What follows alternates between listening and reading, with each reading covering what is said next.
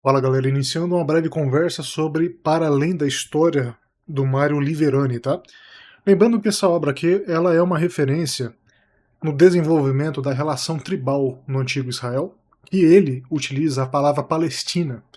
A questão do Antigo Israel e da formação do Reino de Israel, ele é debatido aí por alguns historiadores, arqueólogos, principalmente quando fazem a idealização de uma terminologia que desvincula um povo ou que vincula um povo. Por exemplo, ele menciona de forma corriqueira, para a designação do que seria hoje majoritariamente o território de Israel, ele menciona a palavra Palestina.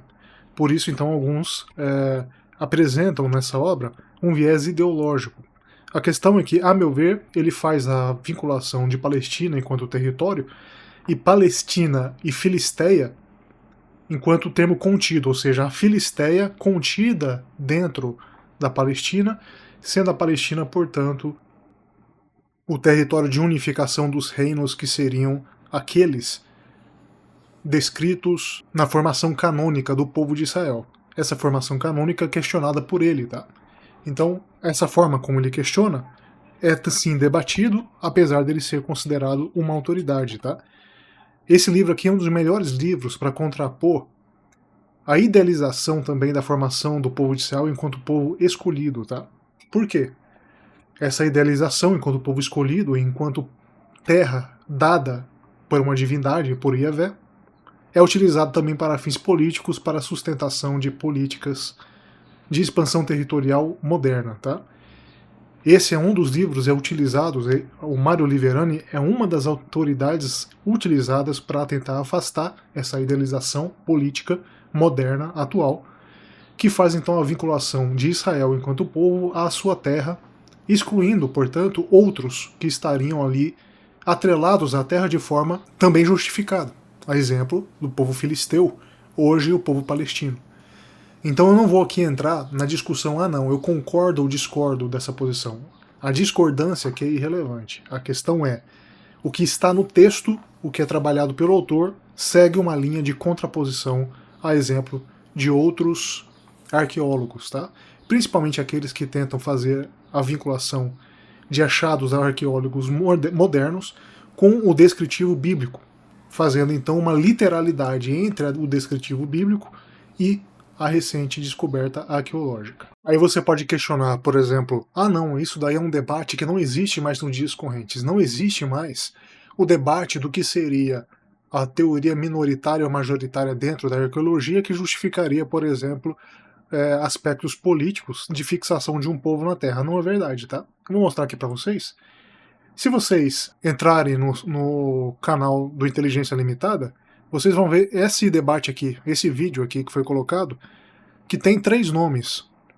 O Youssef Garfinkel, o Ariel Horowitz e o Luiz Saion. Luiz Saion, que é um teólogo brasileiro vinculado também à arqueologia. A questão é que o Youssef Garfinkel, esse cara aqui, tá? Pesquisem sobre ele depois. Deixa eu só rolar aqui para vocês, ó. Esse cara aqui, ó, tá?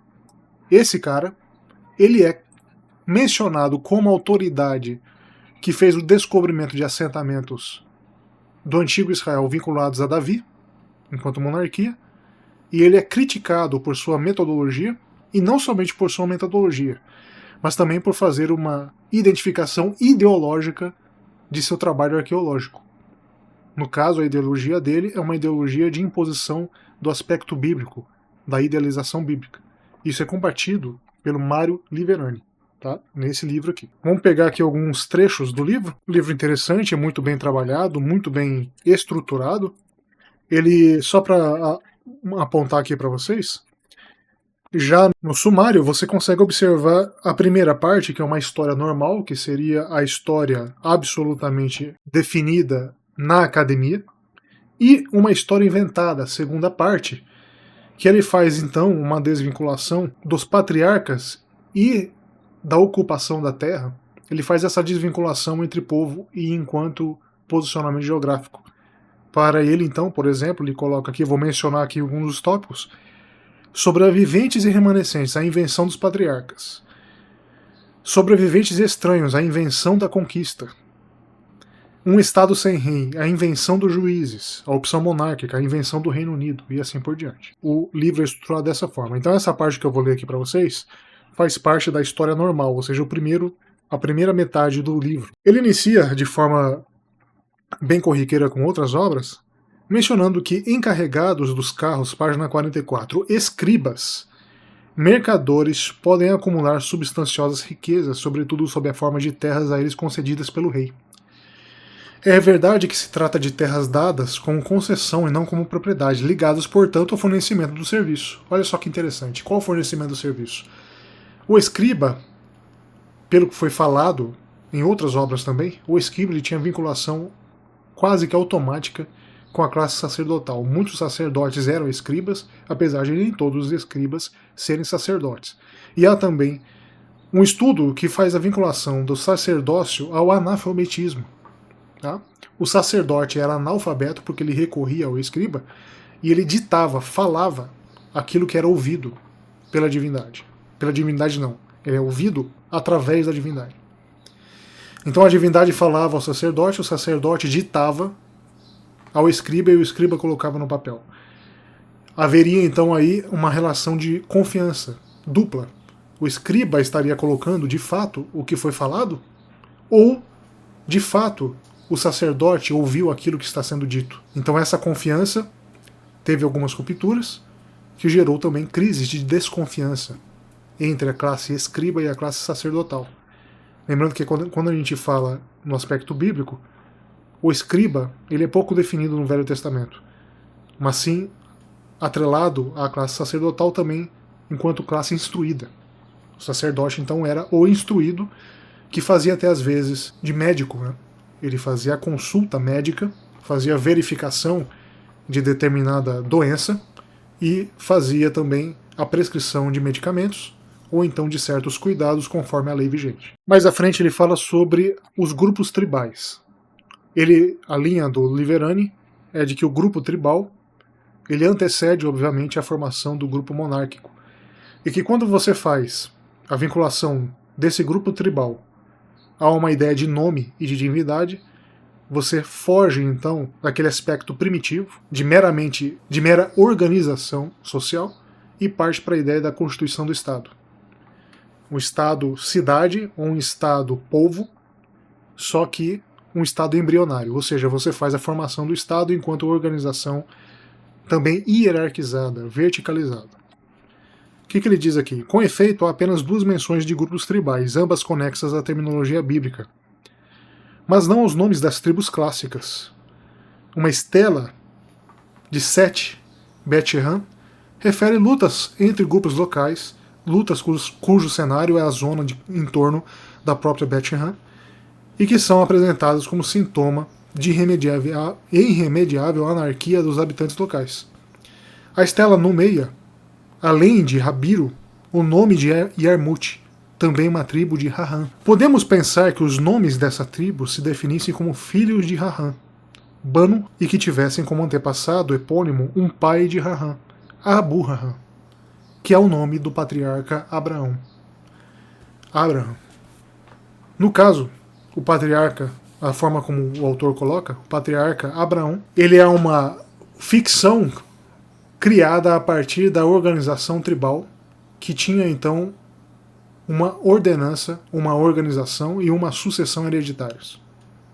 E isso daí não ocorre não só com Abraão, mas com outros nomes. Portanto, na opinião do Liverani, Abraão é um nome artificial. Ainda sobre a tribo, na página 71, o fato é que a tribo, entendida como agrupamento de vilas que decidem se considerar aparentadas entre si por descendência comum, assume uma dimensão territorial e demográfica considerável e é capaz de se propor a seus próprios membros como válida alternativa política ao Palácio Real.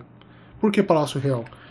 Ele coloca a idealização do palácio enquanto centro da formação social e, a partir desse centro, você tem então as tradições que orbitam o palácio, a exemplo da tradição mercantil, da tradição sacerdotal, da tradição de devoção, e a ideia do fato tribal, enquanto constituição primitiva, não haveria então a centralidade no templo, não haveria a centralidade no palácio real.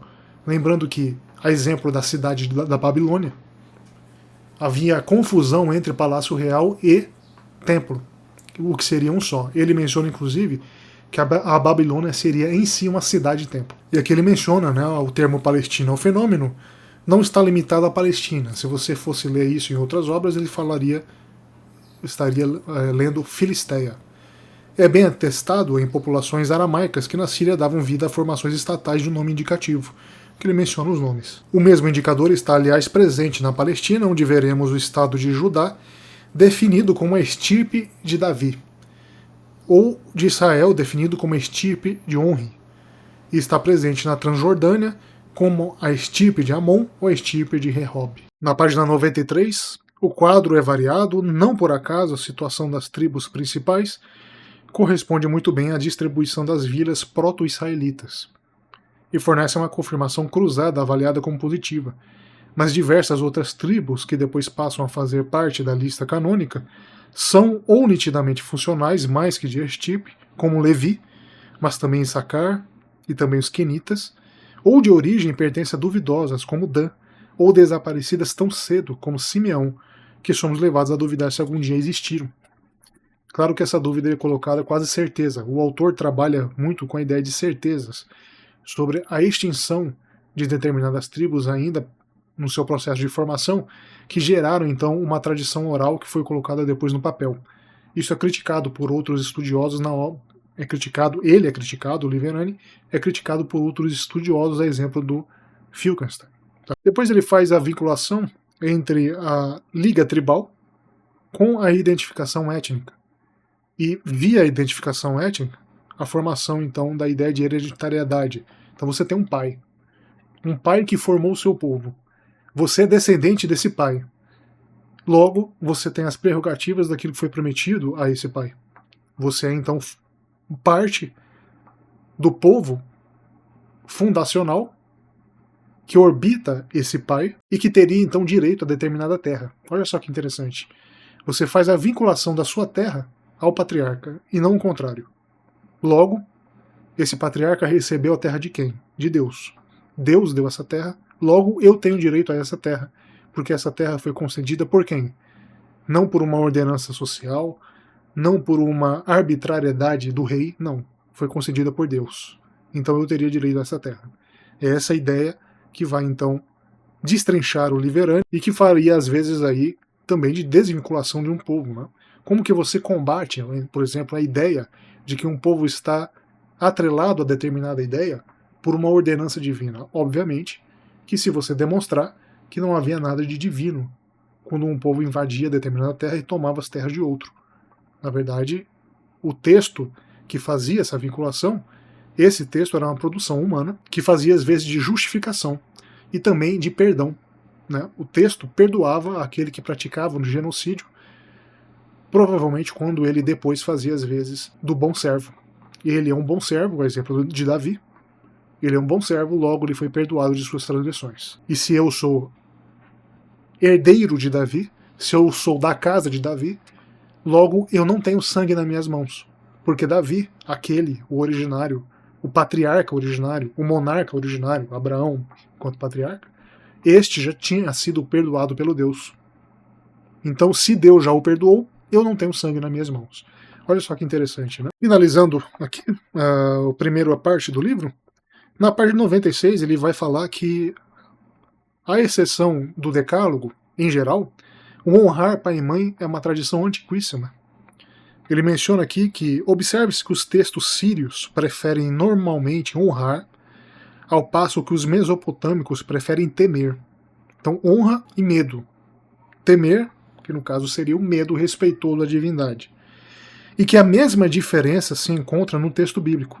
Enquanto as duas formulações canônicas, evidentemente originadas no ambiente palestino, dizem honrar, uma formulação sacerdotal, Levítico 19:3, por possível influência babilônica, diz temer. Ambos os verbos aludem, de qualquer modo, ao dever filial de respeitar os genitores e de os assistir e os sustentar na velhice. E por que havia então essa ordenança?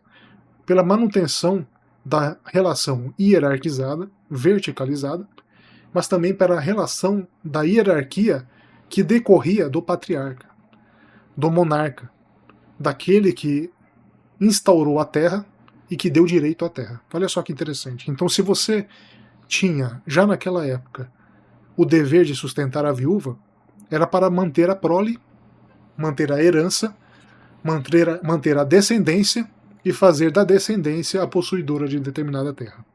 Tá? Depois eu vou continuar o estudo sobre esse livro.